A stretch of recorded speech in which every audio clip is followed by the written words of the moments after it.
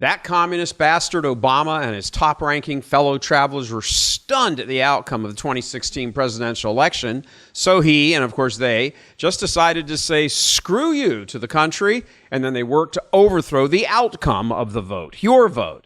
So we all knew it, and that includes the commies in D.C., because they're the very ones who conspired to do all of this to Trump. And by Trump, we mean America, you and me, and your families and your loved ones, and in the case of Fauci, even your dogs. Barack Obama must have his passport revoked and be arrested immediately for what Director of National Intelligence Tulsi Gabbard has correctly called a treasonous conspiracy. Over 100 documents that we released on Friday really detail and provide evidence of how this treasonous conspiracy was directed by President Obama just weeks before he was due to leave office, after President Trump had already gotten elected. So the effect of what President Obama and his senior national security team did was subvert the will of the American people, undermining our democratic republic, and enacting what would be essentially a years-long coup against President Trump, who was duly elected by the American people. That communist bastard Obama and his top-ranking fellow travelers were stunned at the outcome of the 2016 presidential election. So he, and of course they, just decided to say screw you to the country, and then they worked to overthrow the outcome of the vote, your vote. That's all of it, summed up in a short sentence. Gabbard has referred the case with hundreds of pages of not just evidence, but proof to Pam Bondi's DOJ and Kash Patel's FBI for criminal prosecution. And the pursuant trials must be military tribunals because of the nature of the crimes. Charges should be brought for it, at least sedition, if not outright treason, against Obama, yes, Obama himself personally, and all that inner circle. And it shouldn't be after months and months of investigation. There is more than enough to proceed right now. Bad acting Americans are arrested every day on far less evidence. So now the question arises, what next? What will they do? Well, in a brief statement, Congresswoman Marjorie Taylor Greene said it pretty clearly this morning. She said, if you tell the base of people who support you of deep state treasonous crimes, election interference, blackmail, and rich, powerful elite cabals, then you must take down every enemy of the people. If not, the base will turn, and there's no going back. Dangling bits of red meat no longer satisfies. They want the whole steak dinner and will accept nothing else. Every single bit of this being revealed, everything that's going on, having the light shined on it, all of it, it's actually spiritual at its base, related to the soul, because at its base, at its heart, it's about the cardinal virtue, and there's 4 cardinal virtues. One of them, justice.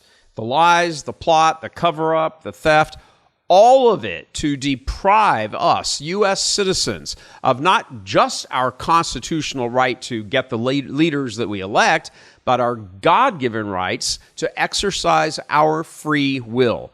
Obama hates America, and I am on public record thousands of times since 2007 saying that very thing. He hates America. He hates the natural law principles that the founding documents make appeal to, and so, since his hatred of America obscures all of that, without hesitation, he and his assembled team of henchmen and henchwomen put a plot into action to simply disregard your vote and overthrow the government of the United States. A conspiracy of this magnitude, of course, takes the participation of not just 5 inner elites, but of hundreds, at least hundreds, of people who support Obama's actions because they too are foundationally corrupt. And as these 10 years have gone by since the beginning, almost 10 years, that conspiracy has widened and widened and brought into it many more players, from the media to prosecutors to judges to politicians to even Joe Biden. All of them, every single one of them must pay for what they've done and are still doing. They want to take away my freedom because I will never let them take away your freedom. It's very simple. They want to silence me because I will never let them silence you. They want you silenced. And I am the only one that can save this nation because you know they're not coming after me, they're coming after you, and I just happen to be standing in their way, and I will never be moving. That was a fantastic summary of what's about to besiege America. Now, almost 10 years later, Trump has issued another perfect summary statement, exactly 50 words long, kind of like one word for each state. He said, "We had in President Obama and his leadership team people who did not want to accept the will of the American people in electing Donald Trump in 2016 and therefore cooked up this treasonous conspiracy to effectively launch a years-long coup against the sitting president of the United States." He's, of course, quoting from what Tulsi Gabbard had said, but he posted it. The president of the United States posted that about another president of the United States.